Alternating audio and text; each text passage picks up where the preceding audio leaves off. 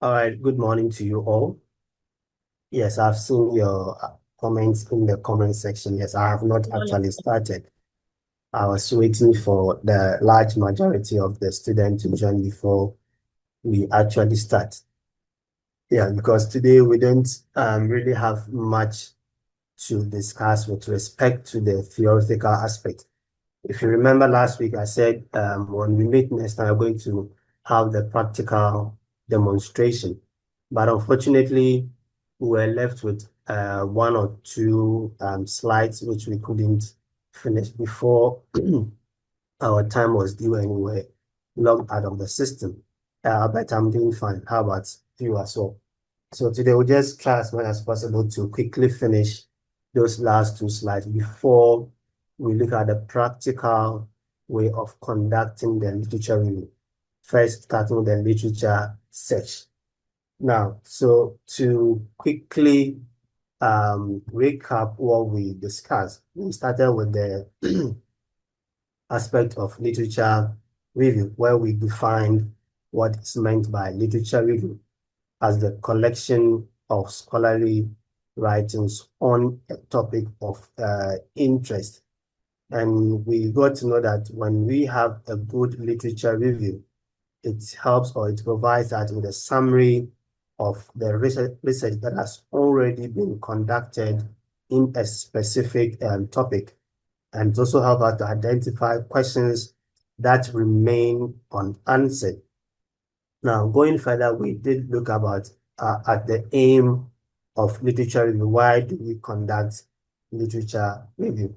And the first was that it gives us an up-to-date understanding of the subject area, helping us to appreciate both the breadth and depth of research that is already available. And secondly, it helps us to identify research methods that have been previously used by other scholars. And finally, once we complete our study, it is through the literature that we can use the information from there to compare their findings with our own study. And we did also talk about some other factors relating to the importance of literature review, the sources of literature as well. And with respect to the sources of literature, we did tackle three main sources of literature. And those were the primary source of literature, the secondary source of literature, and the tertiary sources of literature. So we said that the primary source of literature are those that provide the first-hand evidence. They are usually what the original works that are produced by the researchers themselves. And then we proceeded with a secondary source of literature, where we said in the secondary form of literature, they are usually materials that, describe, discuss, interpret, or comment upon, also analyze previous investigations. They tend to summarize them without necessarily bringing new perspective altogether. They aggregate previous investigation in one. And then when we're talking about the tertiary source of literature, we said they are mostly what reference materials. And if we are going to make use of literature for our own study, majority of the information that we need should come from the primary and secondary sources of literature and not from the tertiary sources. Ideally, because when you take the tertiary sources in a number of cases, they take quite a lot of time before they are updated. And since we want to get an up-to-date knowledge about that subject area, we may not get that from the tertiary sources. It's usually going to come from the primary and secondary sources. Yes, it's a recap, yes. So the primary and the secondary sources are usually what quite up to date. Sometimes you can find articles or publications that have been published just that very day or very time that you are looking for that particular information. But when you go to the tertiary sources, in most cases, you find um, literature or information that have been published several years back, some even decades, without they having been updated. And if you are lucky enough to get an up-to-date tertiary source of information, we are most likely, especially from our context, we are less likely going to have the chance to access that particular document if you don't pay for them. And then proceeding to that too, we looked at some factors that we need to consider before conducting literature review along the line. And we did talk about the process of collecting literature review, and that will be our main demonstration today. So as I said, there are many students who tend to rely on generative AIs for their research work rather than using the right channel.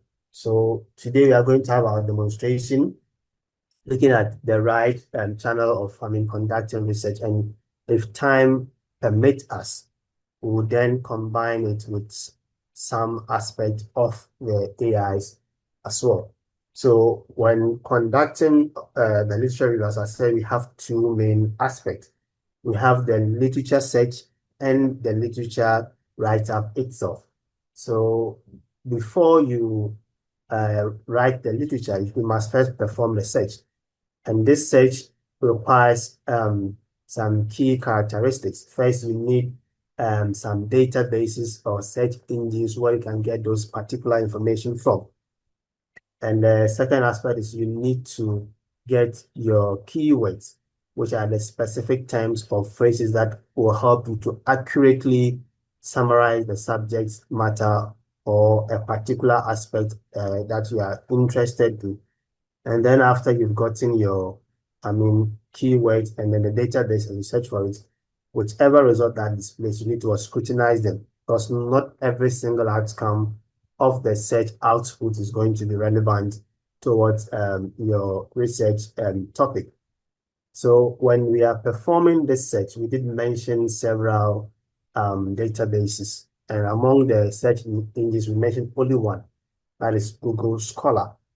But with the search engines, the database, we did mention PubMed, Scopus, CINAHL, I think plus Public Library of Science. We also mentioned ResearchGate among many others. These are some of the databases that have several scientific journals and articles in there. And during our discussion, I can't remember, we said the largest of the databases is Scopus.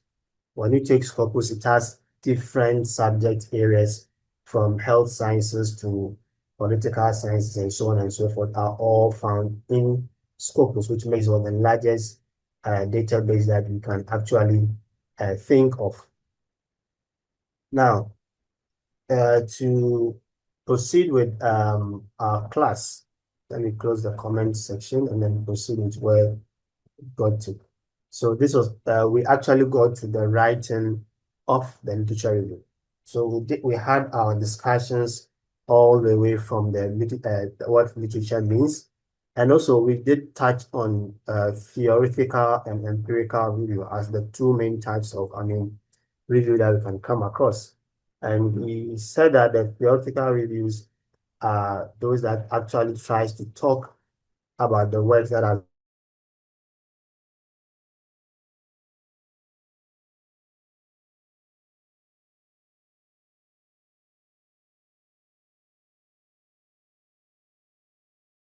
certain concepts. Yes, there are those that talks about theories that underpin certain concepts. And it's not every research that uses the theoretical review. And the other aspect is the empirical review, which is based on what has actually been done by previous investigators. And almost every single research that we conduct, we report what other individuals have actually done. That's what the empirical review. Every study contains an empirical review, but not every single study contains the theoretical review. So today we are going to look at quickly, I think within 5 or less minutes, we'll look at writing of the literature review briefly based on the theoretical aspect. And then after, we just go to the demonstration on how to search for the literature review. Now, when we are writing a literature review. It involves a structured process, starting from looking for the literature all the way to writing the literature. So the first is about what? Finding the relevant literature. So here we start by searching for research articles, books, or reports that relate to your topic of interest. And these can come from what? Journals, textbooks, dissertations, or even health organization reports. So imagine that our research is on something like factors that are affecting adherence to antihypertensive medication among adults. So we might search for studies that are looking at what medication adherence in hypertension, or patient education and drug adherence, or barriers to long-term medication use. So you can find studies that have different or that have been conducted by different researchers in different communities or different hospitals along the line. Then after we've searched for this particular literature, the next was to collate this literature together into related teams. So we sort of collect the literature together, we read them. In most cases, we don't really read the full article, but instead we actually do what we call screening. So in screening, you read the title and the abstract to see if they are related to your topic. So that helps you to identify common ideas or themes.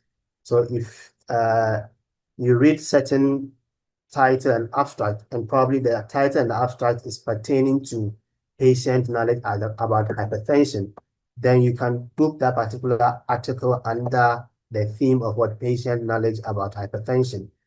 If another article is about the socioeconomic barriers to medication use, then what we group it under that particular theme. If it's about nurse-led education and counseling with respect to hypertension, then you group it in there. So it's the screening process that will help you to be able to collate these articles or books into these related teams. And as I said, when you are scrutinizing or when you are performing that screening and you come across any publication that is not related to that particular work, you don't add it to the team. You simply what put it aside and then continue with your work. And now each of these teams will now become a subsection in your literature review when you are writing the entire literature. But before you write the literature, you need to critique the literature or the study that you found individually and together within the same team. So within each team, you discuss what different researchers found, and at the same time, examine the strengths and weaknesses of their work. So you could ask yourself questions about the sample size, whether it was large enough or it wasn't large enough. You could also ask questions about the study. Where was the study, conducted? Was it among hospital patients or the free living community members? What sort of methods were they used? Was it a reliable method in determining that particular outcome or not? That helps you to also see the strengths and limitation of the study. The next is about summarizing the information or the main ideas within each of the teams that you've already set aside. So after discussing the individual studies, you need to summarize them collectively to show what you have seen from there. So if we are to look at the hypothetical example, so maybe we could summarize just hypothetically that based on all the literature that we have combined under, let's say, knowledge about hypertension, probably we see that we said there was a limited number of knowledge, or there was a limited knowledge about hypertension, and this probably contributed to poor adherence to the medication. So this might be related to the patient education. Is there a question? I think I heard somebody speaking.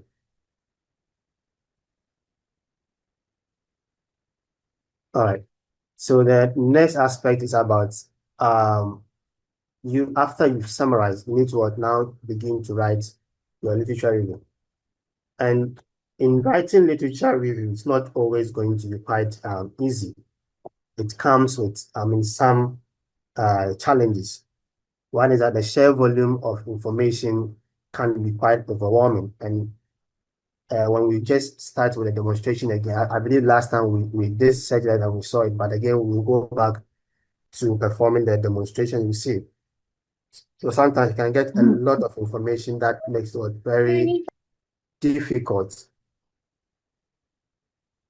Hey, okay.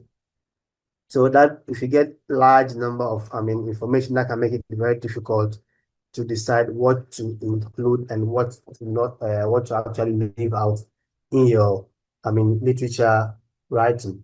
Also, the quality of sources also varies. So you must be very careful not to rely on weak or non-scholarly works.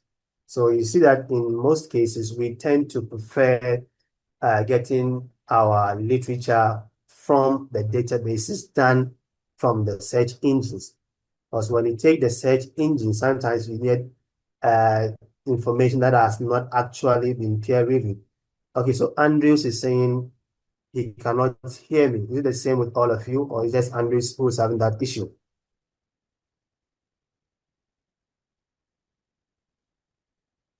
Can you hear me?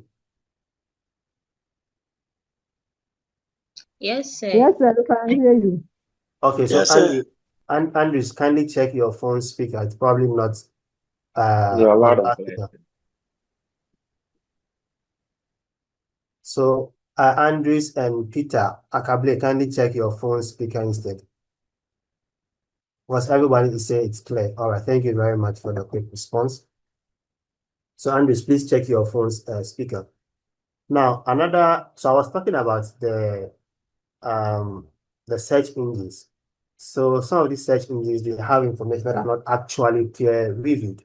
So that means experts in that particular area have not read the articles or the books that were written in order to improve its quality. And there are some that may just be just blogs. So that is what happens when you sort of set information from the search engines. But when you take the databases, these are mostly having information that have actually been peer reviewed by experts to improve the accuracy and quality of the information. So just like when you want to buy, let's say, a book, or you want to get a book and read. Now, if you go to a library, you get numerous books. Probably you might get the book that you actually need in there. So we would kind of, classify a library as a database where we have the collection of books in there. Now, you can also go to the marketplace and go and buy a book. But the issue now is when you go to the marketplace, you may get the book that you need. You may get, if it's a textbook that you want to read for your literature review. In the library, you get all the textbook that you need in there. If you go to the marketplace, you may get that book that a bookshop is selling. You may get a daily graphic or a different, graphic outlet that probably might have that information. You may come across people who are also selling tomatoes, people who are selling shirts, and so on and so forth. And some of this information, like those selling other aspects that are not related to the books, you don't need them. And even with those that have information like the graphics, the novel books, the textbooks, and so on and so forth, some of these two may not be quite reliable. So that is why we don't really depend on search engines for our literature.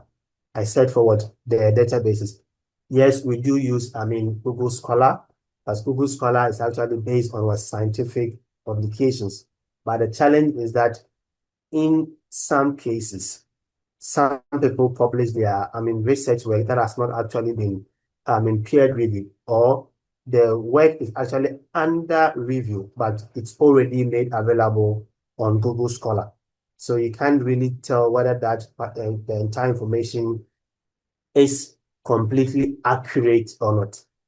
Now, another, challenge is about identifying themes and patterns, which can be very, very, very challenging, especially for beginners, because this requires critical thinking rather than just simple summarization, as I explained earlier. You must also guard against personal bias. ensuring that you present a balanced view of literature review. There are several investigators who, when they are conducting their study, they tend to be biased towards the positive correlation, or sort of the positive significance, or they want to make sure that their study is always making a significant impact or has a significant result. Now, for example, maybe you are trying to see if medication adherence has an impact on hypertension.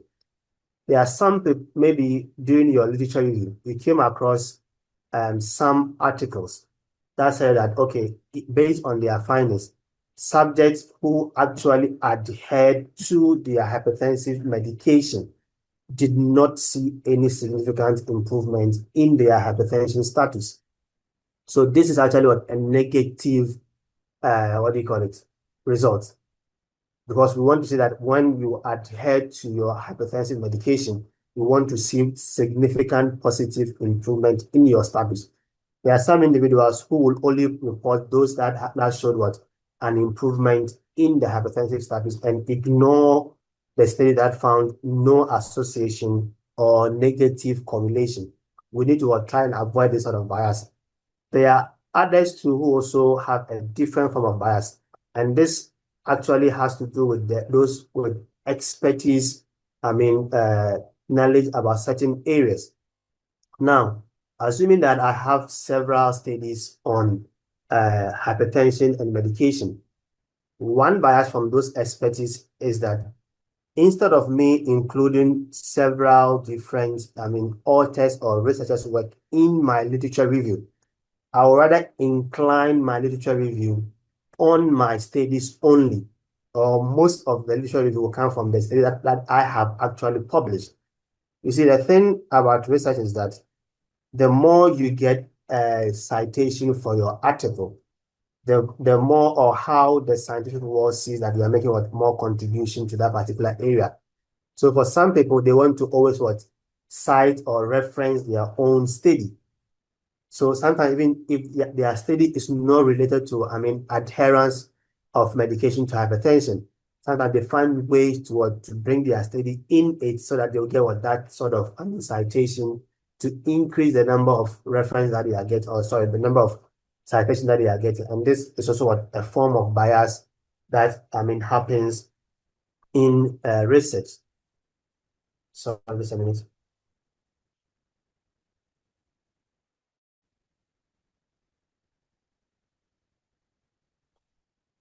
Now, another issue is about balancing old and new data.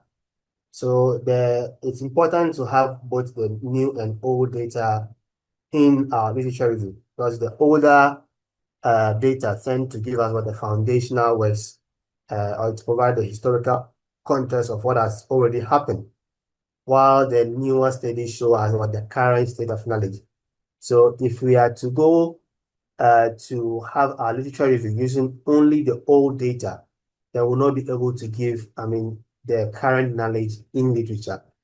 And in the context where we decide to, have our literature entirely on only the new information that has been published, again, we'll not be able to see what has actually changed over time. So it's essential to be able to balance this data. And sometimes it can be very difficult, especially when the old data is not really available in the system.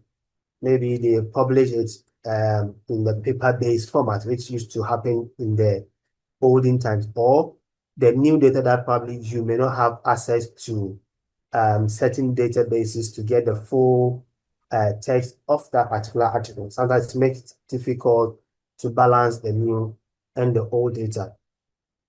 And also, referencing correctly is also another common difficulty with respect to writing the literature, as well as regular updates. Now, let me quickly add up to the referencing. When we take the referencing, especially at undergraduate level, many students do not have access to reference software. So we tend to do the manual referencing. when we are writing literature, we tend to have a lot of information within that literature aspect. Let's take chapter 1, for example, which does not really contain much references. Even that one, if you are not careful, you may end up repeating your references. Now, when you go to chapter 2, which is about the literature review, that one you are looking at what others have already done to try to summarize them. There are times where you may have about 50, 60, 70 different, articles or books that you are making use of their information in your own research work. So when this happens and you are, reporting the references at the end of your work, if you are not careful, probably you may have used a certain information in the introduction, and then you use another information, though it's not the same information, but it's from the same source. For example, maybe in the introduction, you spoke about the prevalence of hypertension in Ghana. And that prevalence, you had it from a study that was actually conducted by maybe Owusuwa and her colleagues. So you give in an in-text citation to Owusuwa and her colleagues. And then at the end of your document, you have the reference stating the full authors, the title, the date, and everything. Now, probably when you go to chapter 2, when you are writing your literature review, or let's say in chapter 3, when you're writing your methodology, you decided to use the methodological component of, again, Owusuwa and her colleague from that same research work. But it happens to be that you have already forgotten that you use that particular research in your introduction. Now, when you are performing the in-text citation, it's quite easy. It's going to be the same as the one in the introduction. But when you go to the reference section, the tail end of your work, when you are putting the full, reference there, because you had probably forgotten, you may end up with repeating the same reference at the end there. And by the time that you finish, you see that your work becomes very lengthy, simply because you have repeated several references in there. This is usually made easier if we happen to know how to use reference softwares. And there are several reference software that are available, including Zotero, EndNote, PaperPal. All these are reference tools that can be used to make your referencing quite easier. When you use these sort of reference tools, once you already reference one article in any chapter or in any area, when you go to another chapter and you reference that same article again, you don't get it repeated. It appears in your reference section only once. So this tends to make the reference quite easier. Ismail, Ismail, is it Ismail or Ismail? Oh, I'm sharing my slide. I'm still on the challenges. I'm talking about referencing, or you can't see. Ishmael, Rukaya, you can't see my slide at all. No, Okay, please, Imanolata is seeing. your picture. Come again? Please, I'm just seeing your picture on my screen. My picture? Oh, Yes. then please check your, your slide orientation, because my slide is being shared and everyone can see my slide. Okay, thank you. You're welcome. All right, so is there any question before we move to the practical demonstration?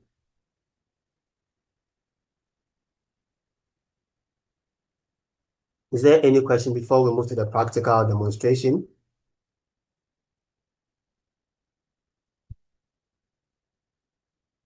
All right, so let me share my browser. Okay, so I believe now you can all see the browser. Okay, so when we are searching for literature, we said we can either use the databases or the search engines. And we are going to concentrate on both of these particular sources that we can get, our literature. So we are going to look at one database and one search engine. And I will, okay, so Godfrey is asking, can you share the referencing software again? Okay, so I said we have EndNote, Zotero, PaperPal, and there are many others. So if time permits us, I will quickly take us through EndNote. EndNote is one of the ones that I actually really prefer because we have a free version of the EndNotes, the lower version. If you download them, you can use them even offline. But the PaperPal and the Zotero requires that you mostly use them online. While the EndNote, you can use the EndNote offline. So if time permits us, I'll also take us through the use of EndNote, the reference tool, so that it can make your referencing along the line quite easier. So Frimpong is asking about reference. How do we get people to reference our research work? You don't ask people to reference your research work. It's about the relation of your research work to their own work. So if Frimpong, you conduct a study, or you and your friends conduct a study, and I also want to conduct my study. If my study is not related to your study, I will not reference your study. I will only reference your study if my study is one way or the other related to your study. And the last time we did talk about how studies relate to one topic or the other. It does not necessarily mean that the topics has to be the same. No, maybe my study and your study might have the same topic. In that regard, if I make use of some information from your study, then I have to reference it, provided that information is coming from you. The other aspect is maybe from the methodology, the title is not the same, but your sample calculation technique under the methodology probably is something that I find it novel. And because my study participants are having similar characteristics to yours, probably I started, okay, then I'll follow that your methodological component of sampling or sample size. And then I use it. In that regard, I would reference your work because I use your, what do you call it, intellectual property. But in the context where nothing from your research is related to mine, there's no need for me to reference your work. So you said, I have seen posts. Okay, so if the person has posted for you to read, the person is not really telling to reference him. The person wants you to see what work he or she has done.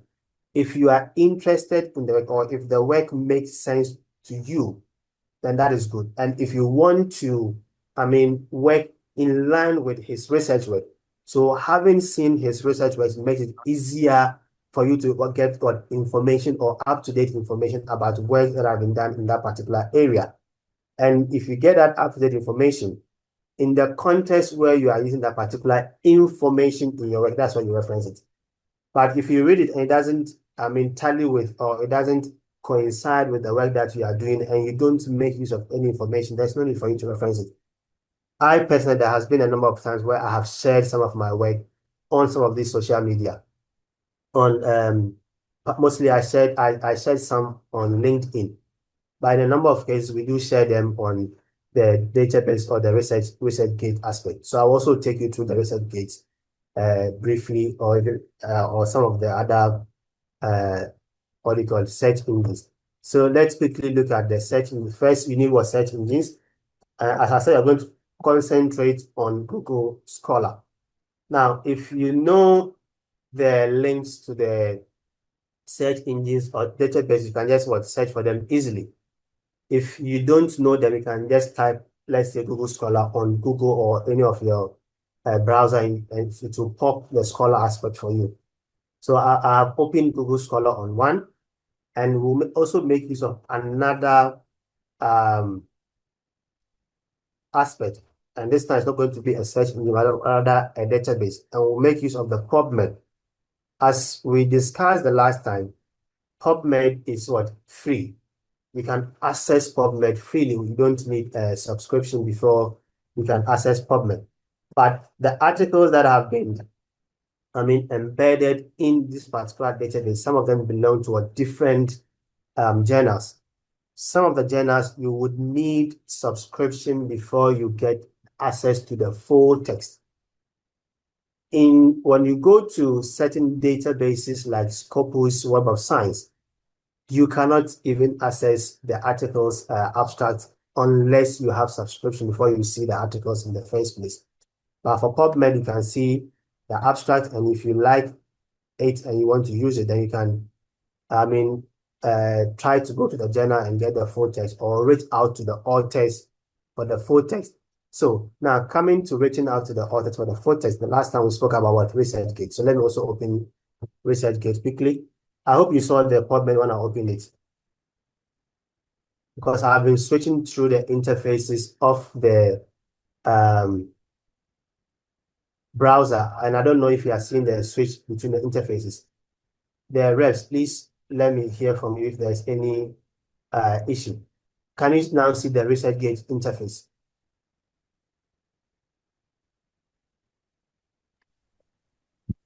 Kindly unmute and speak quickly so that we can just proceed. Can you see the ResearchGate interface? Yes, please, you can see. Kwanzaa, please come again. Yes, We please, can we see, can see. Okay. So that means when I switch to the interface, you just see the browser. Okay.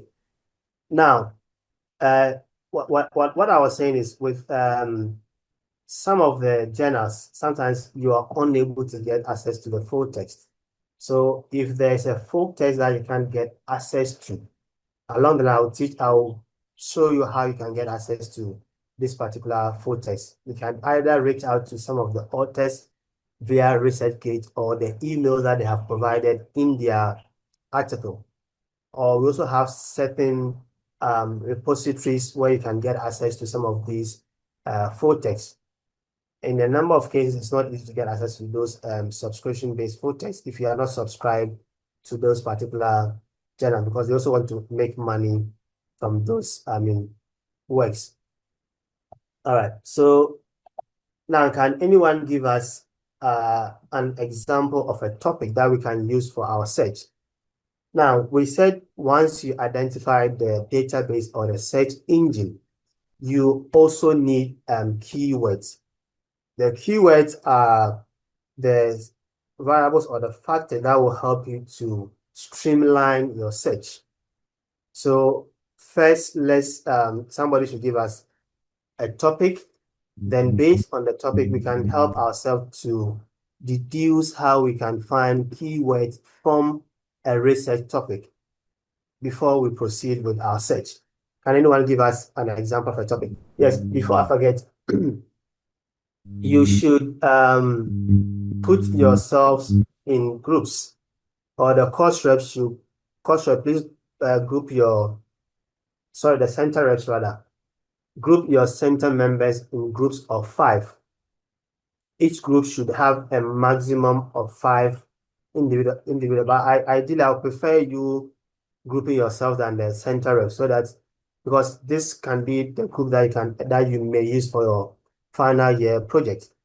Now, with the group of 5, you will be given an assignment along the line, which is for you to develop a research proposal, which I will be discussing that probably next week. So I'm just giving you the heads up, so that you can quickly group yourselves before the assignment is given out. Before we treat research proposal, so you can go and do the assignment. So first, group yourselves into a maximum of 5 in the group, and then discuss among yourselves and choose one topic, a topic that you might want to use in your final year research work. Now, when you choose a good research topic and you develop a good research proposal, the probability that you'll be allowed to use that topic in your final research work is very high. But if you use any research topic or an ambiguous topic which requires a whole lot of things to be done, then in your final year, your supervisors will help you to redefine that particular topic. So I always encourage students to choose, a good topic, not an easy topic, not a much complicated topic, but a topic that is quite making waves, so that when you develop your proposal in your final year, your work becomes much more easier for you. So please group yourselves into 5 before we meet next week. Now, I think we have some comments in the comment section. So when I go through, the first example that I'll get is what we will use for our work. Okay, so the first one is Grace Tete. Please go ahead. Sir, please, good morning. Good morning, madam. Please, we already have some existing groups already, so I don't know if that would be okay for you. Are you 5 in each group? Like 5 persons? No, Yes. no, please, no, please. Because in your final year, when you are going to conduct your research work, you cannot be more than 5 in a team. If you want to work alone, we may permit you to work alone. Oh, The okay. maximum that you can be in a group is 5. You cannot go beyond 5. That's what I Okay. say. Yes. So Okay. regroup yourselves into 5 so that you All can right. start with your research work right away. Okay, thank you. Yeah, most welcome. All right, so we have an example by Idris Abdulmalik who says drug abuse among the youth of Tamale. Okay, Frimpong look also saying drug abuse among senior. Okay, so that means drug abuse is actually a major concern in their area, not just their area, in Ghana as a whole. Well, this is a third person. Emmanuel Atta is also talking about drug abuse again. Okay, so I will actually go with this particular example that you have given. That's about drug abuse. Now, if we take the topic that you have given, let me just combine the topics into one to get a comprehensive topic.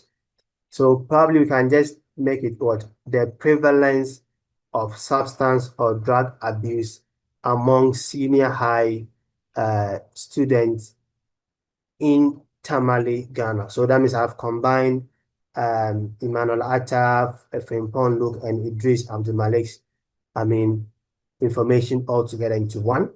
So we are looking at the prevalence. Let me just type it so that it will be much easier for everyone to see.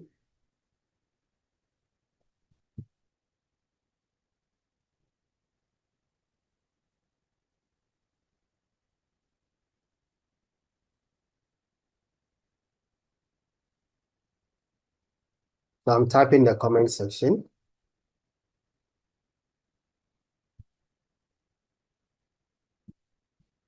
Hey, Ernestina, what the other way? Good evening or good night, so there.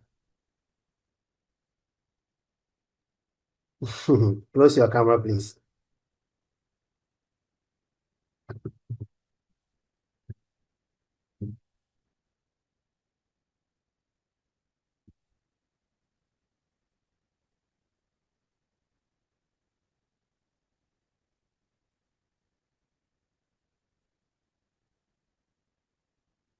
All right, so I've typed the title based on the combination of what the first 3 or 4 students give to make it a comprehensive research, worthy topic. So we have the prevalence of drug abuse among senior high students, students in Ghana, in Tamale, Ghana. So this is what we are going to use for our discussion along the line. Let me edit it.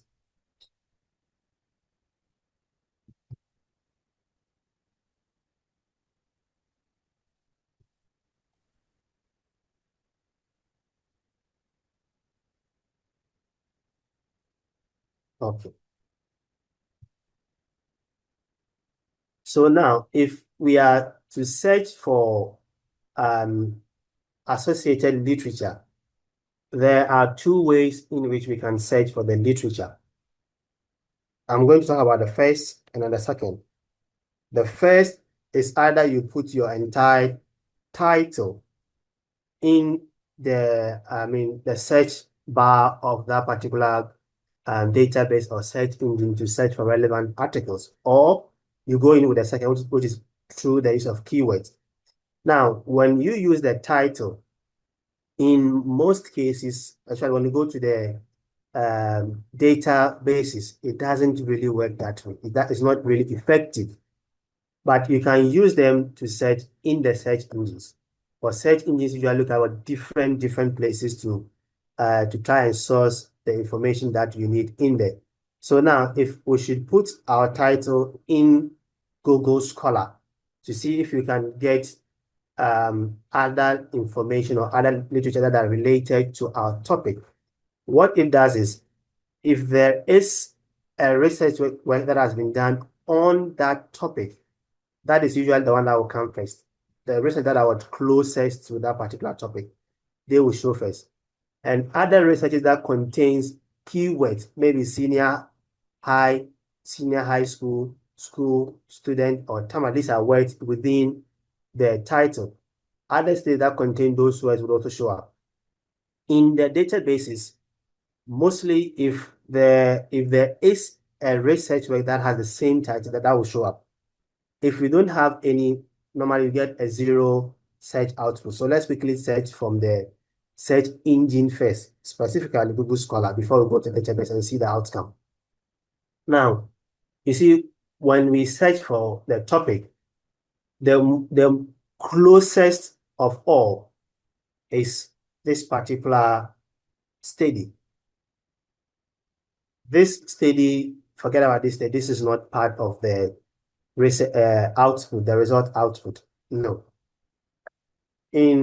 On my PC, I have several AIs that I have embedded to my PC.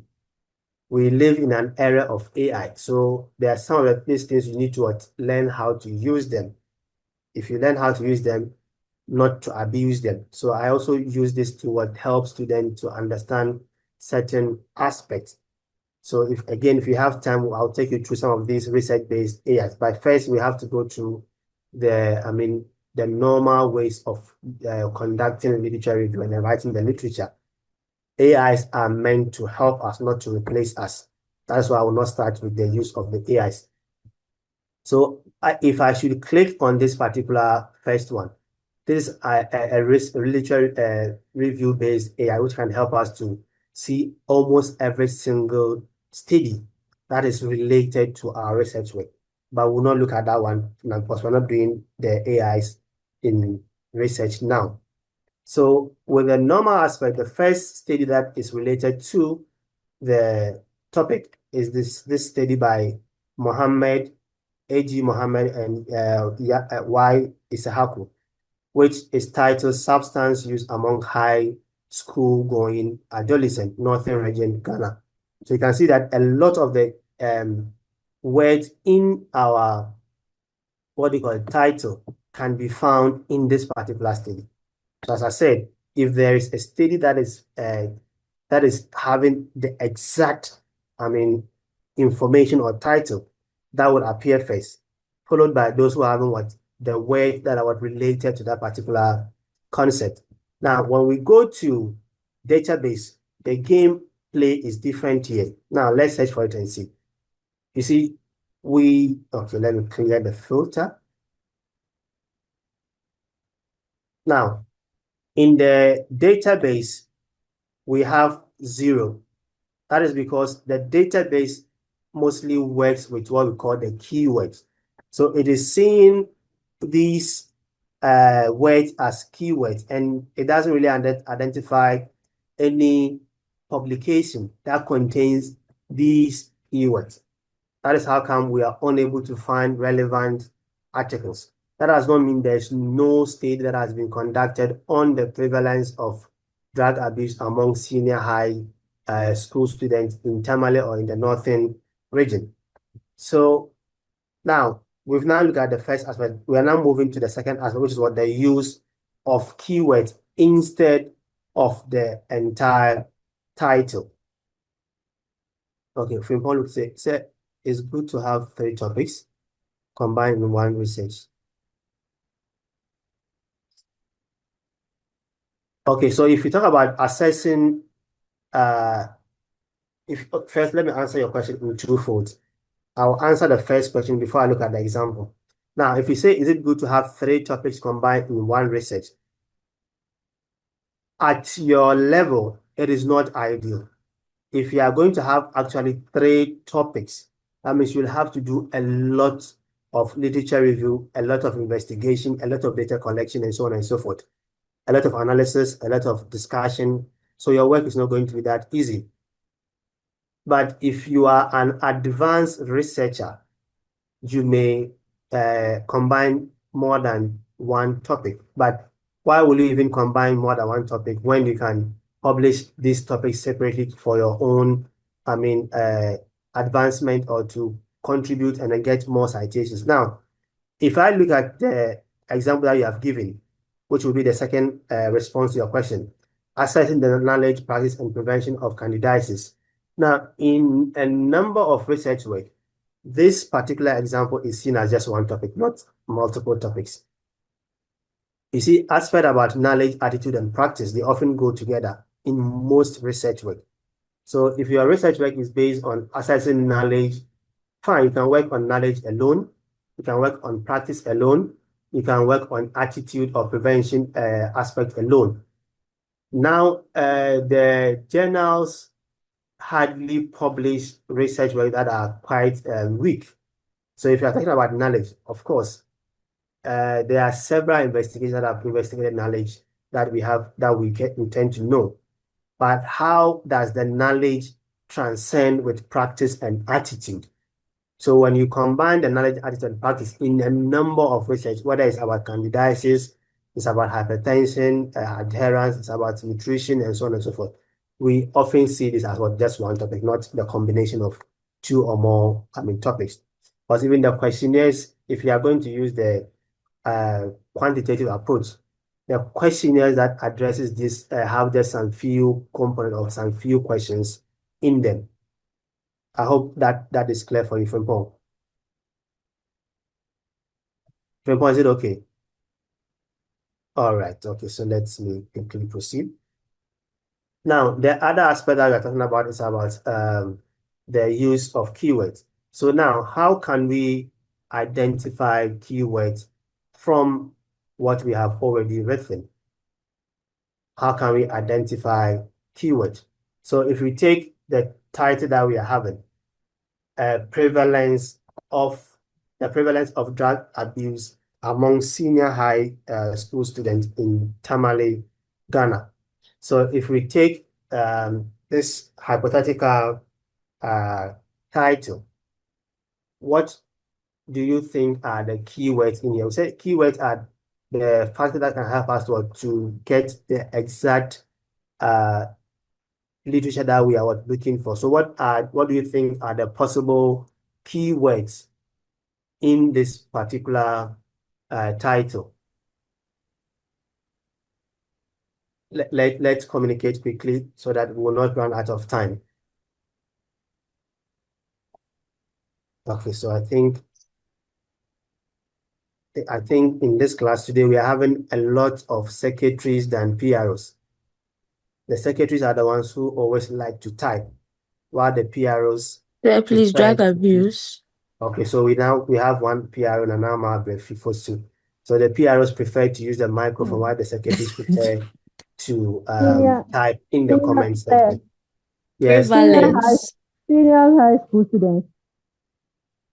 Okay, so let me quickly copy this in a Word file, and then let me just maintain what we are having in here. Okay, so we are having others saying prevalence. We have heard drug abuse. We've heard what again? Among senior high students. Okay, the word among is just a normal, let me say, a normal or natural English term. It's not a keyword. But senior high school student is a keyword because we are being specific about what? Your population. That is what your population. So it's a key word in here. So we have others who are also saying high school student. We have drug abuse. We have, multiple are saying drug abuse. Okay. Emmanuel saying prevalence, drug abuse, and then student. Okay. Tamale is also another aspect because that shows what the location. Okay, all right. Now, if we take these keywords, when we are searching for the keywords, we will tend to get a whole lot of data. Yes, Callistus, please proceed. Sir, I want to find out, can proposal contain the same word in verbatim? Can what? Can a research proposal contain the same words verbatim, like just the same words, nothing changes? Are you talking about two different research proposals? Yes, from two different researchers, but coincidentally, your wording are the same. It's possible, but it's the probability is low if you are writing with your own, terms, provided you don't use AI and I don't use AI. For example, if you use generative AI, you give the same prompt, I use that same generative AI, give the same prompt. There's a possibility that we could get what? The same, output. But if you are sitting in your house, writing your own from the beginning to the end, I'm sitting in my house writing from the beginning to the end, it's less likely that we'll get verbatim, proposals. That does not mean it's not going to be possible. It's very, very, very less likely to occur. But if we are using a generative AI in particular, not research-based AI, generative AIs, which generate only ideas, that is very possible. Or maybe I gave my research work to, let's say, Juliet Sanlari to do it for me. You also gave your research work to Juliet Sanlari to do it for you. And it happens that because she is just, she knows that we don't know each other, but we happen to have the same topic, which is also, for that one is what very, very, very possible. Having the same topic is very, very possible. So we gave it to her. She only did it for you. Then she, duplicated your work and then gave it to me. So at the end, we have what verbatim. But for individuals to do their work from separate places for getting the same topic is very, very possible. But to get your document from the introduction through the methodology to the ethical clearance, the sample to the end of the reference as verbatim is going to be extremely difficult to find. I hope that answers your question. Yeah, it's answered. But so in the unlikely scenario that that happens, is it allowed? Is it accepted? When that happens. Okay, so yes. if I am your supervisor, the two of you and myself, and let's say, okay, let me take myself out and then be the supervisor. Let's say your group and Juliet's group, you come with the same proposal. The first impression that I'll have is you are doing copy work. So there are two ways that I can go about it. It's either I change one group's topic or I change one group's objective so that at the end, when you are collecting your data, your analysis will be different. Or I would go with the simplest and the best form of it. That is, I allow you to proceed with the work. However, I will make sure that you gather your data from different places. And when I get the data, I will scrutinize the data, clean the data, and make sure that the data is not consistent. The two data are not consistent. Sorry, the two data is not consistent. The number of samples that you are having, even if you get the same number of samples, if we take variable one your variable one must not be the same as Sandler Juliet variable one or variable two. That will create, that impression that, okay, aside you using the same proposal, you decide to use just one data. Now, the reason why I'm allowing that group to proceed is that when they gather the data using the same questionnaire, because they have the same proposal, so the same methodology, the same instrument for data collection. So if Callistus, you gather your data at, let's say, Tamale Teaching Hospital, Sanlari Juliet gathers her data as, let's say, Bushegu Health Clinic or Convalescent Teaching Hospital. Now, we are going to get a large data set. So when we analyze our research work, we tend to have a stronger background to back our result. Because we said, okay, at the end, we were able to conduct a study using larger population and also from diverse, health facilities. So we have TTH, and we have cat. You get, that's why I may allow what the two to proceed. I hope that is clear. That is clear, sir. Okay. And even if we are even all within the same what do you call it? Center. If you happen to have the same topic, which is quite possible. So again, it will all boil down to what? The potential supervisor that you will get. So, but that is what I will do if I'm the supervisor that happens to come across students who have such an issue. Because changing the entire topic will be detrimental on, on the group whose own is going to be changed. All right, yes, Emmanuel, please go ahead. All right. Thank you very much, sir. With what Callistus is saying, under no circumstance will there be a situation where two different people conducting a study will at the end of the day have the same proposal, because all of us have a different way of bringing up ideas, so it will not even happen. And moreover, with the literature search, I think we can also use synonyms to the keywords in the topic together with Boolean operators to make us get more information on what we are looking for. Thank you. All right, thank you very much, Emmanuel. But I bet to decline what you just said. When you just said it cannot happen.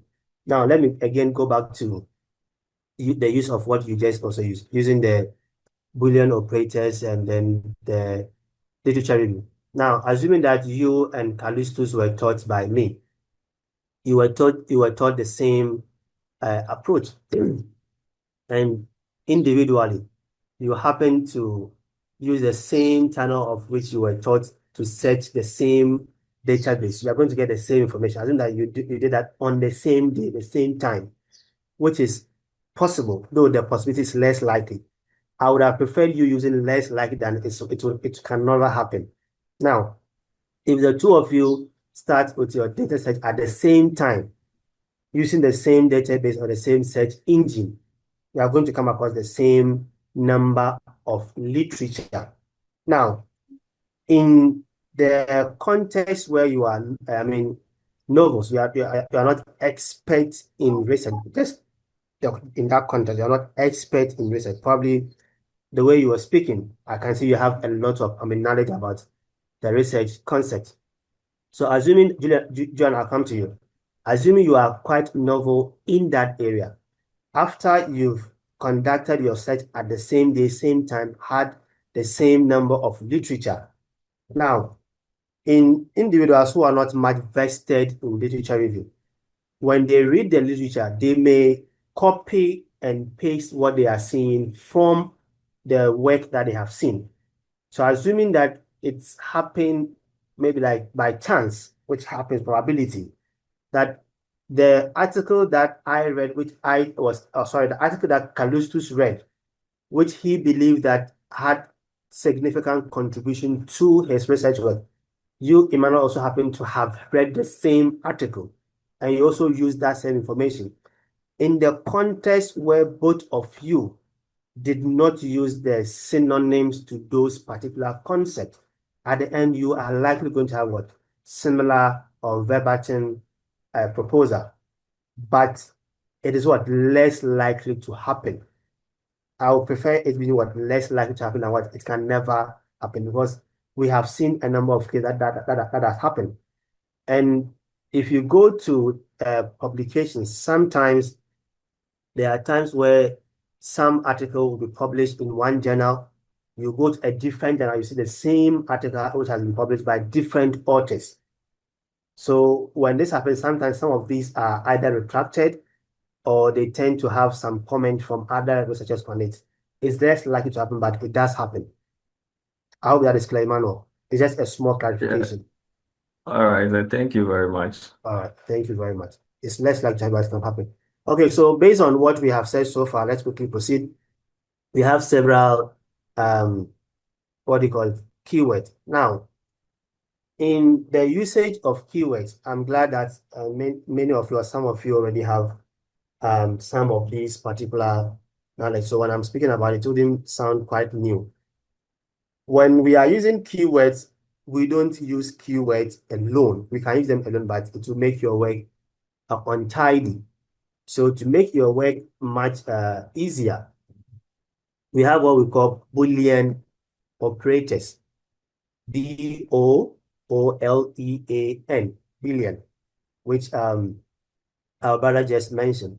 So if we are to talk about the Boolean operators, we have three major Boolean operators. And let me type them in here. We have AND, A-N-D, as one of the Boolean operators. We have OR, O-R, as another Boolean operator. And we have NOT as the third, sorry,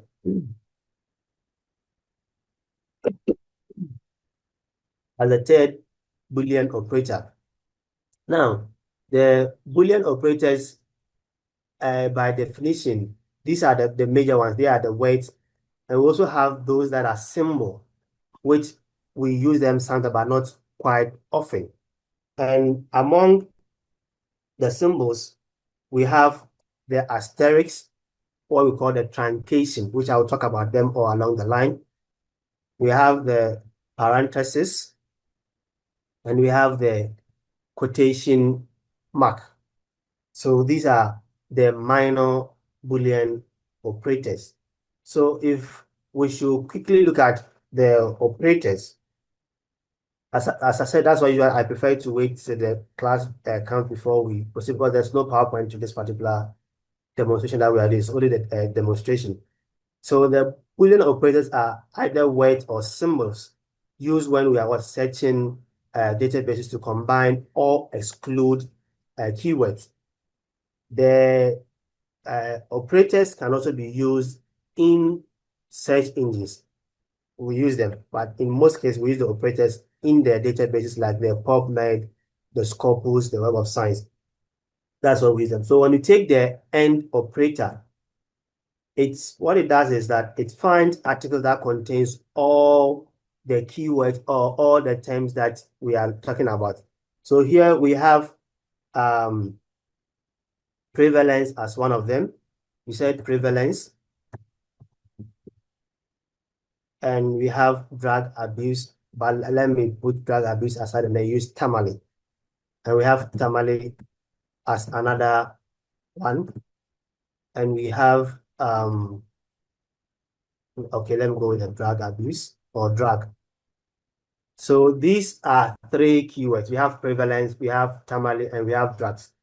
So when we should search prevalence alone, we'll get a lot of information. So let's quickly do that and you will see how it goes. Now, when we search prevalence alone, you see this is the outcome. We have over 5 million results. So every single result that is displayed or that is part of the 5 million plus means that in one place or the other, either the title, the abstract, the methodology, the introduction, the discussion, or the reference sector has the word prevalence in it. If we search for tamale as another keyword, we have over 98,000 results. Same applies to that. So either in the title, so this is the title, or part of the abstract, or somewhere in the methodology or in the result has the word tamale in it. And if you should search for the word drug,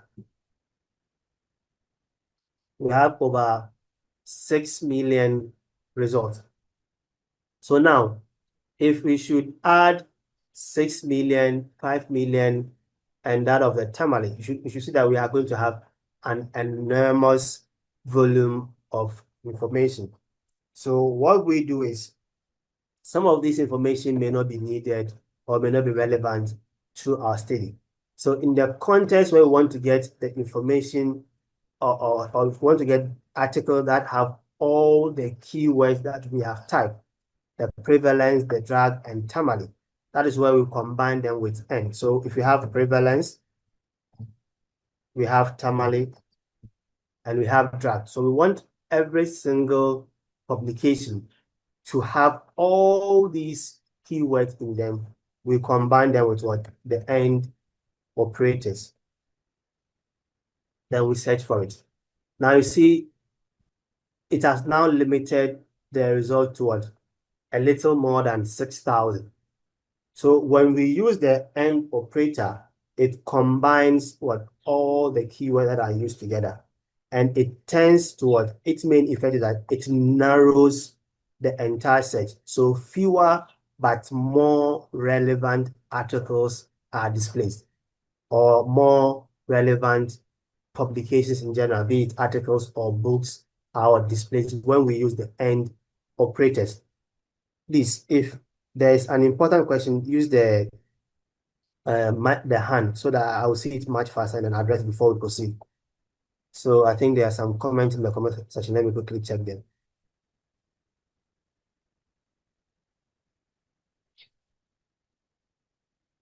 Please, we were on referencing and the network.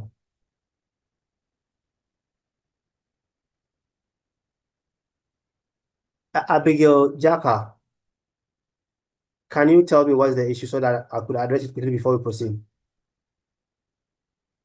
Abigail, can you use the microphone quickly?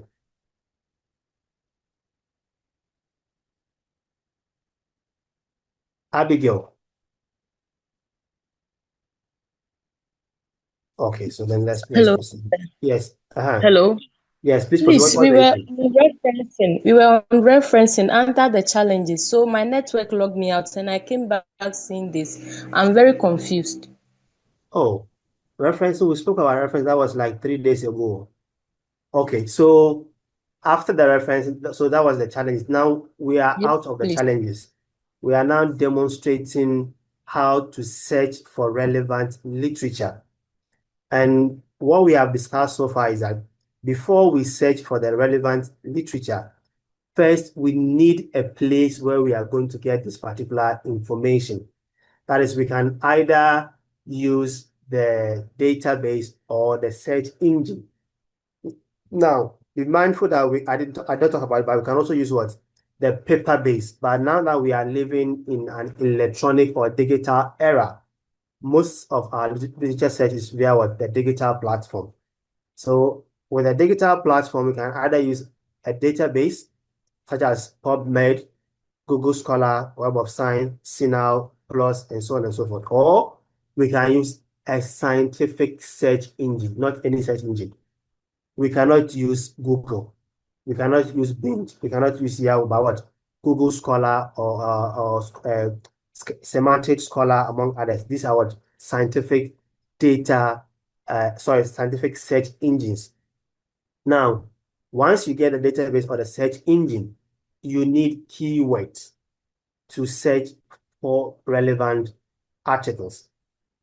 In the keywords, you can decide to use the entire topic. If you have your own topic, which the topic that we initially had was on the prevalence. Oh, I think I nearly missed something. Okay, the prevalence of drug abuse among senior high school students in Tamale, Ghana. So we can either use the entire topic to search, or we use keywords. Now, in using the entire topic, it works efficiently in the search engines. When you put the entire topic in the search engine, to bring to your doorstep every single article that is related to your topic. If there is a peculiar article that has the same or the exact topic, that article will come first. If there's no article that has the same exact topic, the articles that have the closest topic will appear first. But when we do the same search using the entire topic in the database, if there is no article that matches the exact topic, we are less likely going to see any results, which we demonstrated. Now, the other aspect is what? Using the keywords. And we said that based on this particular title, some of our keywords could include prevalence, trying to see the number of both new and old individuals or senior high students who are into that particular factor. And now our main exposure is what? Drug abuse. So in the title, you can see what the exposure in there, which is a drug abuse. So that exposure can be a keyword or is a keyword. And then what is our study population? The population is what? The senior high school student. So since it is a population, that is what is an important or is an integral factor in our research work. So that is what? A keyword. And now, where are we investigating the study? That is what? Tamale. Now, so tamale can be a keyword. If you want to add it, we can add it. But if you don't add the population, it doesn't really change much. The most important thing is we want to see the what? The outcome, which is the prevalence and our exposure and the what? The particular group. If we add the tamale in it and we combine them with the end operator, which I'll again quickly go through, and we get an exact article that has a prevalence, drug abuse, senior high school, and Tamale. So that means that there is a study that has been conducted in Tamale looking at the drug abuse among senior high students. So that even study will become one of the most significant source of information for our literature review. And at the end, it's going to be what a significant information for our data comparison. That's what we've been discussing so far. And we said when we are using the keywords, when we search using just the keyword alone, we can get a lot of information that may be what? Irrelevant to us. So to get the relevant one, we would tend to combine them with Boolean operators. And we said the Boolean operators are either words or symbols that are used that are combined with keywords to find what the appropriate or the relevant article that we need. And we started with what the AND operator. We'll talk about the OR and NOT operators, and then which are the three major operators. And the minor operators, we have the asterisk, which we call the truncation. We have the quotation marks, and we have the parentheses, which we are here to talk about. I hope that has clarified your concern, Abigail. Yes, please. Thank Okay, you. all right. You're most welcome. All right, so when we use the AND operator, it's what? It narrows the search and gives you what the most relevant research, the most relevant outcome. So every single study here does not only contain prevalence, but it's talking about what prevalence about drugs and again internally. Now, the other operator is the use of all. When we use all finds articles that contain any of the terms. So if an article contains, if we should use the or operator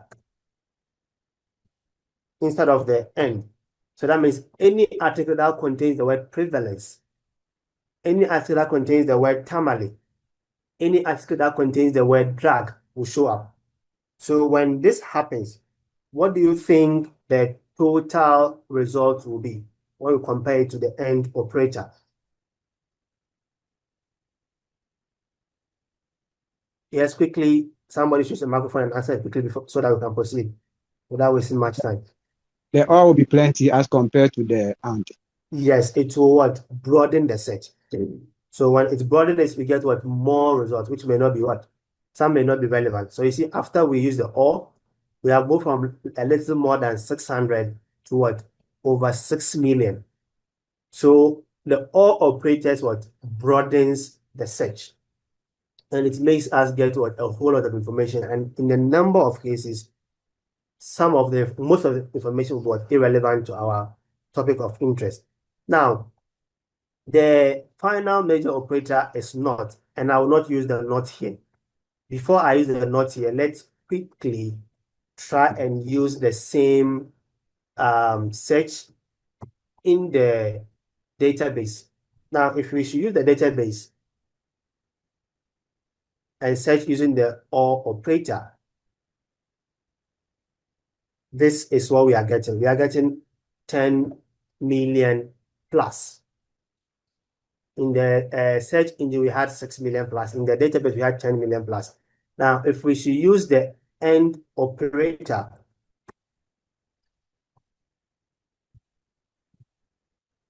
we'll get fewer.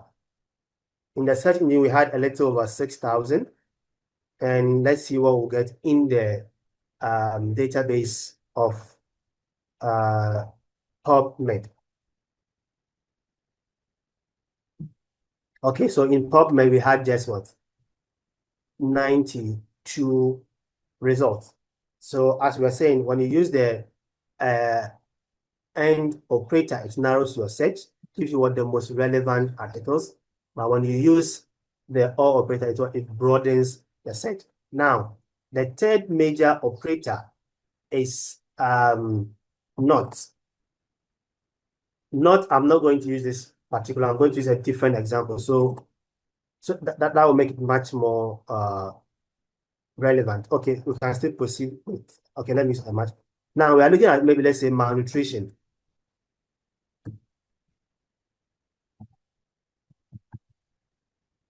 Now, if we should search for malnutrition, the information that we could get some of the malnutrition among children, among adults, among elder population. But if we don't want malnutrition in, let's say, adults or children, so we use the not operator to exclude any study that was conducted on adults. So any study that contains adult malnutrition would not be included in the study. So let me first use the one just malnutrition, see that, so that we can see the outcome first. Now, if we should search for the word or the keyword malnutrition, we are going to get a lot of information that contains either adult malnutrition, among the aged, among children or infants, and so on and so forth.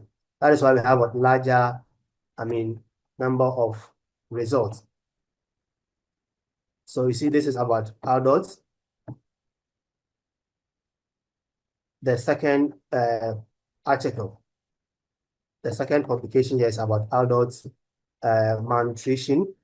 If you should have time to read through, see a lot of them that are talking about what adults, some about children, and so on and so forth. Now, if we don't want to have that is related to adult malnutrition,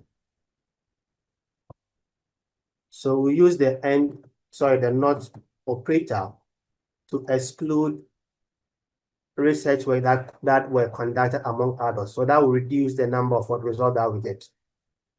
So from 180, we now have 120 results. So you see that second article that was among adults is no longer here. We no longer see that second article, because that article is among the over 60,000 articles that were excluded. So we use the not operator when we want to exclude certain terms from our search. Now, when we go to search engine, in the search engine, malnutrition, if we search for malnutrition, we are getting over 2 million results. If we want to exclude adults, now, the operator not does not work in search engine, not adults. You see, this is what, though the number of results has decreased to 9,000, but it still gives you information about adults to screen or not to screen for adult malnutrition. So this study is still on adults. Malnutrition in older adults, this is still on adults.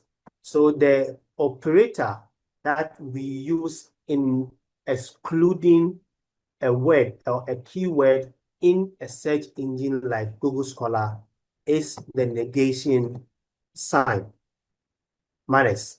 So you put the negation sign just close to the keyword that you want to exclude.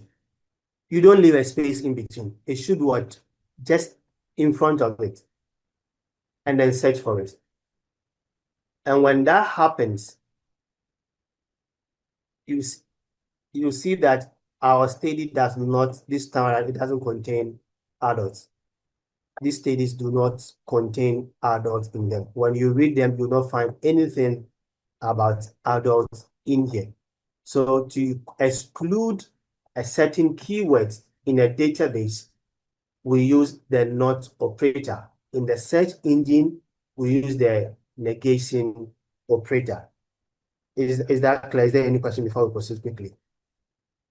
we have just some few minutes to go, and I don't want us to be logged out before our time is due. Today, our concentration is going to be on the searches.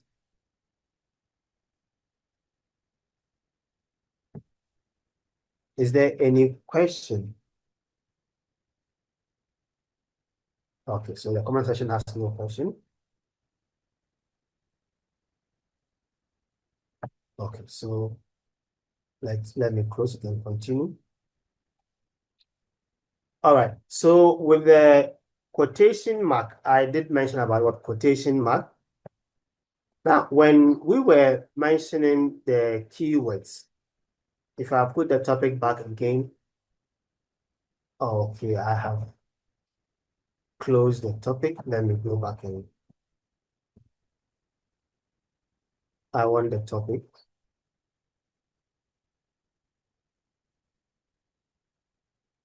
Okay, so when we were mentioning or listening the keyword, we did mention a keyword such as drug abuse. Drug abuse as one of our keywords. Now, when we search for the keyword drug abuse, what happens is that any publication that contains the word drug abuse, drug or abuse will pop up. And sometimes the investigation has drug at one place, it has abuse on another place. It may not be necessarily about, drug abuse per se, or let's say senior high school students, for example, senior high school. Maybe there is a place where you see senior, there's a place where you see high, there's a place where you see student. I want to get a clearer example.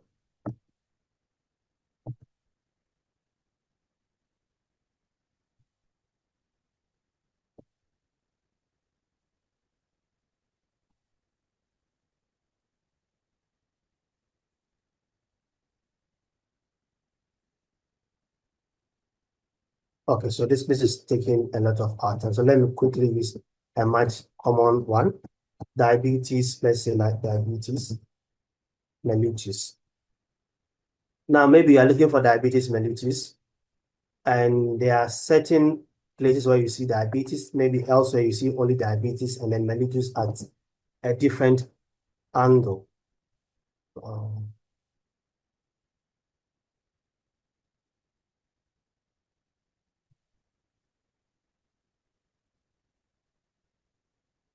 Let me be searching.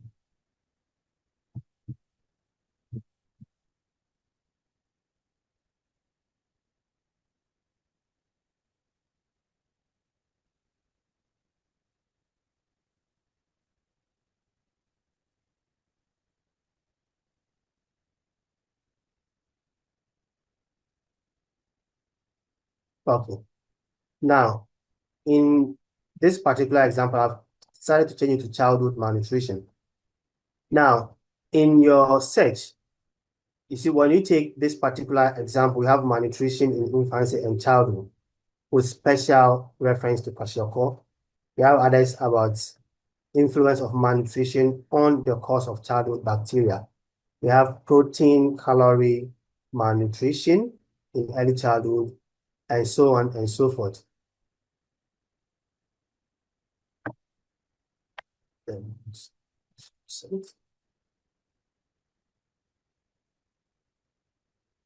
Searching for database smart. Okay. Now, you see, the search that we had about childhood malnutrition, this particular topic somewhere, somehow has the word childhood in it, has malnutrition in it. But we are not seeing it from the title. Same applies to the second one. We have nutrition assessment of children. We don't see childhood malnutrition in the title. But if you look at the abstract, we have malnutrition here, you have childhood here. Now, we use the quotation marks when you want to find the exact word. So you don't want to find childhood somewhere, malnutrition somewhere, or malnutrition or you don't want to see something like malnutrition childhood or childhood, and then you see malnutrition elsewhere. But you want to get exactly childhood malnutrition or exactly drug abuse or exactly senior high school student, then you put the entire word in the quotation mark. So when you use the quotation mark, what it brings is that it brings you research that contains information that have the exact quotation. So wherever that you are going to see that keyword, you must see them coming together: childhood malnutrition,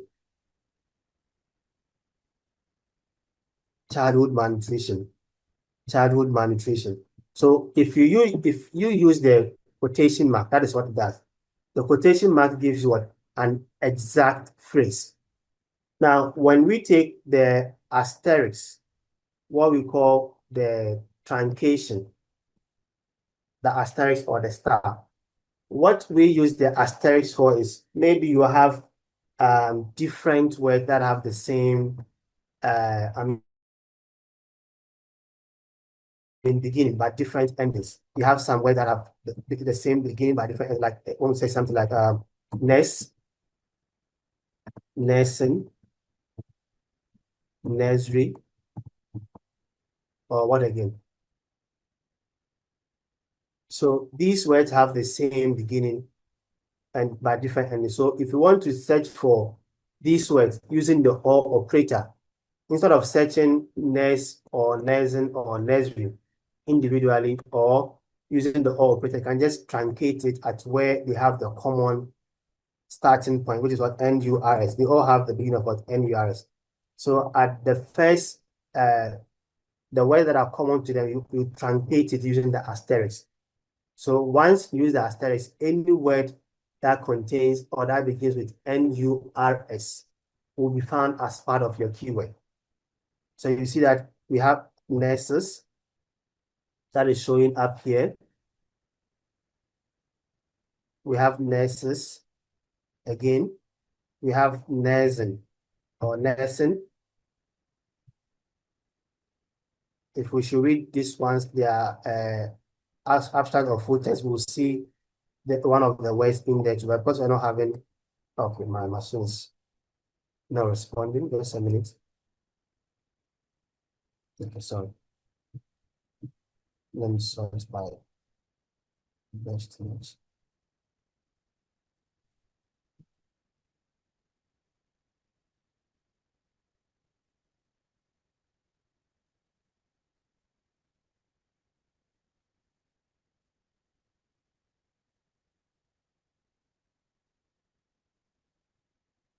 Okay. All right. So when you take, if you see, we have nests here, a number of them, unless maybe we open them, but they all contain words that begin with NURS, NURS in them. That is what we use for the truncation, or let's say we want to see a word like midwife. So we have midwife, midwives, midwifery, and so on and so forth. So when you get to where they have the common word, we truncate it, and then you search for the terms. So every word that contains or that begins with MIDWI will appear in your search results. Now, the third Boolean operator is the quotation, sorry, the parentheses. So what we do is we use the parentheses when we want to combine words together. When we have different search terms and want to combine them, sometimes you may get some confusing result. So to make your work much more streamlined, we decide to put these words together in parentheses. For example, maybe we want to look at something like, let's say, adolescent.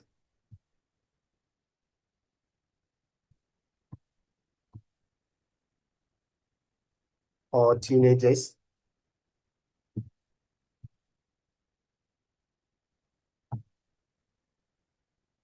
So since this is literally referring to the same age group, we can have the adolescent and teenagers and then we combine it with, let's say, drug abuse.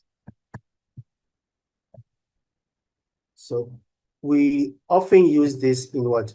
The complex searches. When you want to perform a complex search, you're having several keywords that you want to combine them to search for what they are.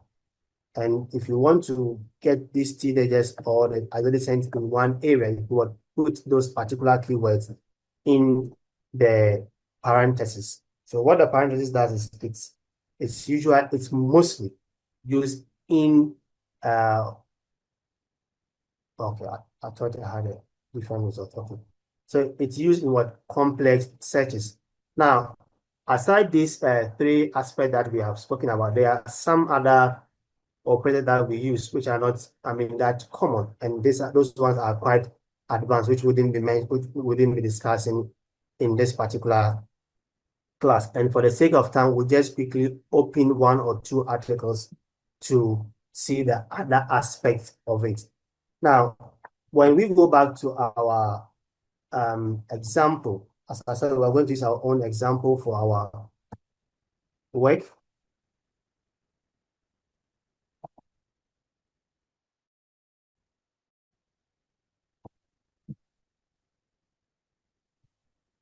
So I just want to get the title again.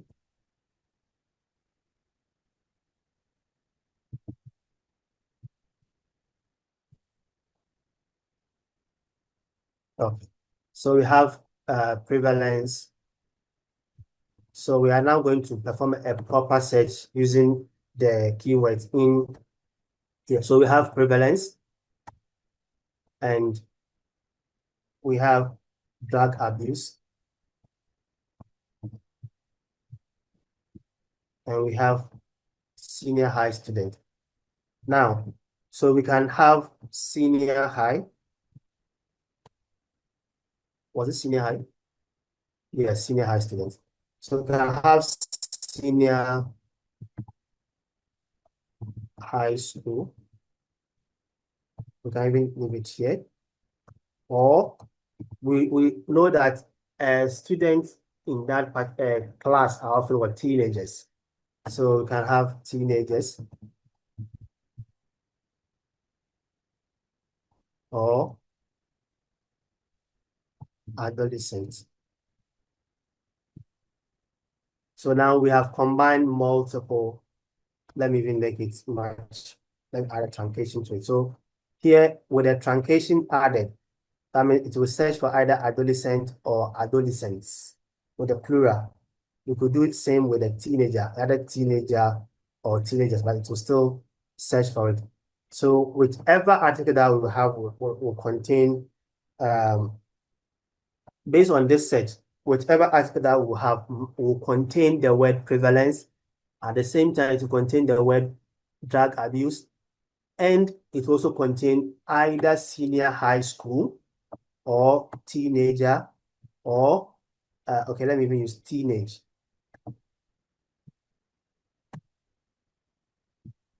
It will contain teenage or teenager or teenagers, or it will contain adolescent. So that means it will contain how many keywords? One keyword, two keywords, and one of these. So it will contain at least 3 keywords based on this particular combination. So on research, this will give us what the most relevant articles that are related to our studies based on what we have or what we are searching for. So if we should read, sorry, for the second one, said adolescent drug abuse in Hong Kong, prevalence. Prevalence, psychosocial correlate, and prevention. So this study is going to talk about prevalence of drug abuse among individuals within that age range. Same applies to with almost every single study that we are seeing in here. When we read it, you find those particular concepts in there. Like this one, prevalence of over-the-counter drug abuse and associated psychosocial factors among high school students, a nationwide cross-sectional study in Japan. So now, after you've you've identified your keywords and you've searched for them. If the next is what you read to see which of these are relevant to your study. I'm just going to open just some few of them to just show you something quickly.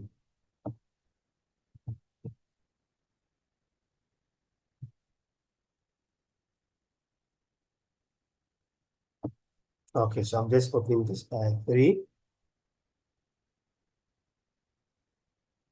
Okay, so I was speaking about the screening process. So in the screening, what you do is what you read the title and the abstract and see, is this study actually important or related to the topic that I'm interested in? Let me add another one to ask questions on them.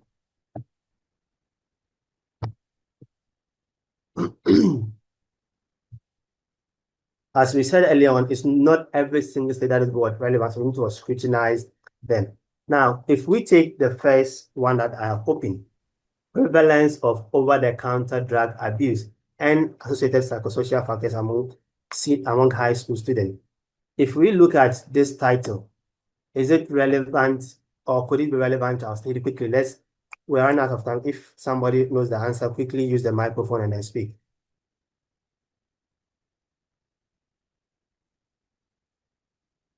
Is this relevant? Could it be relevant to our study?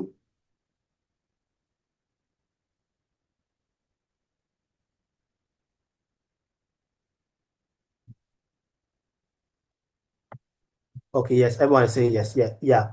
So looking at the title alone, we could say it could be relevant. Now, there are certain cases where the title alone may not be sufficient.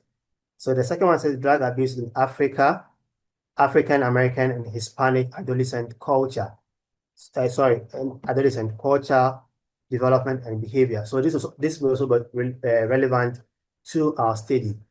If we take the next one, prevalence, risk factors, and protective factors of tobacco use among school-going adolescents at drug abuse hotspots in Malaysia. Again, this may also be relevant. Hey, Cosmos and Co. I've seen one and I kept quiet. Cosmos also turning a video on. All right, no problem.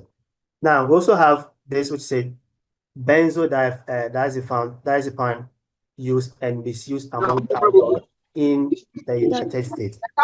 Is this going to be relevant to our study? No. What is talking about among adults? Now, in certain contexts, you may read the title and the title doesn't really tell you whether it's going to be relevant or not. So you have to read the abstract. So in the abstract, this is a summary of the work that has been done, or that has been detailed in there. So the abstract is only about the summary of the work. It doesn't give you detailed information in there. And when we take the abstract, it talks about what the study is about, why the study was done, how the research was conducted, the main findings, and the conclusion. And with abstracts, we normally look at 2 main types of abstracts, either a structured abstract or an unstructured abstract.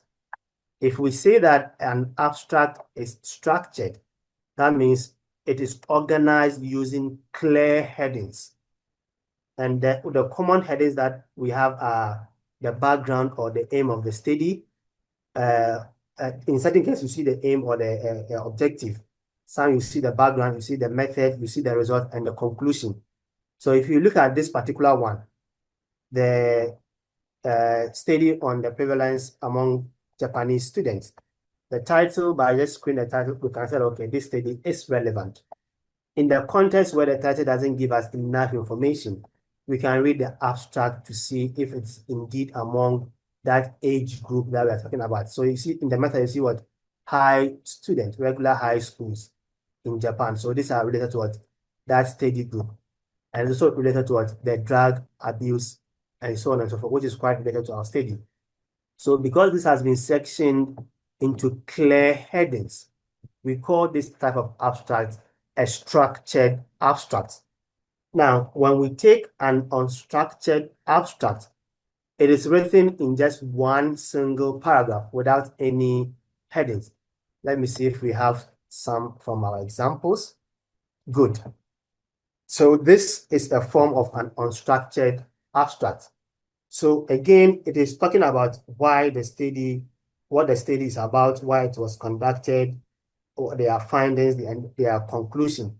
But they have not, given any clear, structure or clear headings as to where the aim of the study is, where the method is, where the result is, where the conclusion is. But when you read them, you'll be able to deduce the method, you'll be able to deduce the result, you'll be able to deduce the conclusion and everything from it. So that is how the unstructured abstract looks like. So far, we have looked at how to, search your literature, and when you search them, how to quickly screen and see if that is relevant to your research work or not. Now, when you find an article that is relevant to your research work, in the theory, we said you group them. So you cannot group them online. That is why we have to download those articles. And this is where the reference software becomes essential. So when you download these references from within the reference software, you can group them as to those who are talking about only, let's say, the prevalence of drug abuse. If it's maybe in Africa, what is it about? If it's in the Europe, what is it about? If it's about the world perspective and so on and so forth. And then also you can also group them. Which drugs are they actually talking about? The types of drugs that each of these ones are talking about, which is not possible if you are going to do them directly online. So from there, from each group, we summarize the information that is in there before you begin to write your literature review. Now, if assuming that this particular paper is relevant to me and I need information about it, I cannot get detailed information from the abstract. So I would then have to find the full text. In this particular database, if the full text is available, you see free PMC, or you see something that's related to free. If you click on it, you can get the full text to read. If it is not available, then you will have to go to the area where they have the full text, and you will have to subscribe in this particular regard. But although that are free, you will see that they've written free attached to it.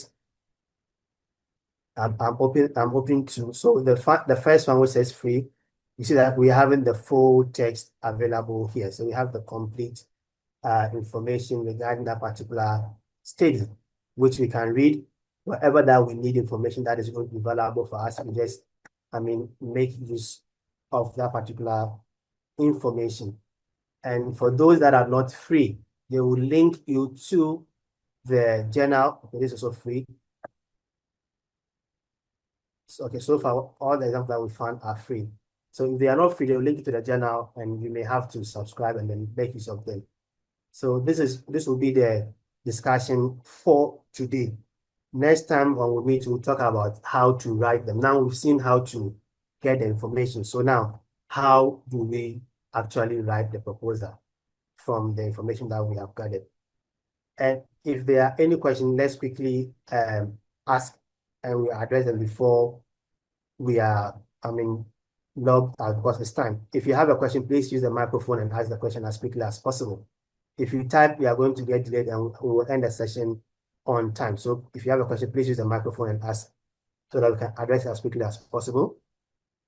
Any questions so far? Any question?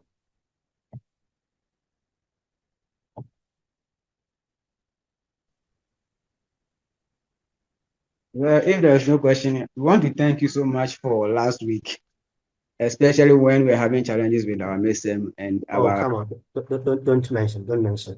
But I believe some also got in touch with me that they still had issues. So if you still have an issue, please let's give your details to the rep so that I will see those who haven't mentioned, and then we'll make arrangement for you as soon as possible for you to write.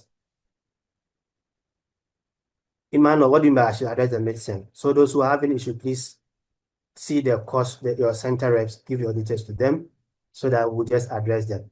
All right. Thank you very much. And if you have any question you can ask either in the group, and if I have muted myself, which I tend to do with a number of student groups, you can tag me in that question so that I can just see it and then address it as soon as possible. All right, thank you. Have a wonderful weekend and see you. Thank you so much, sir. Bye-bye. Dr. Siabua, I've taken notice of your name and your index number. Next week, you will answer questions. You don't ask questions, you don't answer questions, but thank you. Thank you. Thank you to Dorcas for showing yourself. Oh, all right, sir. Sir, next week I will be around. Don't worry. Okay, all right. Goodbye. Bye.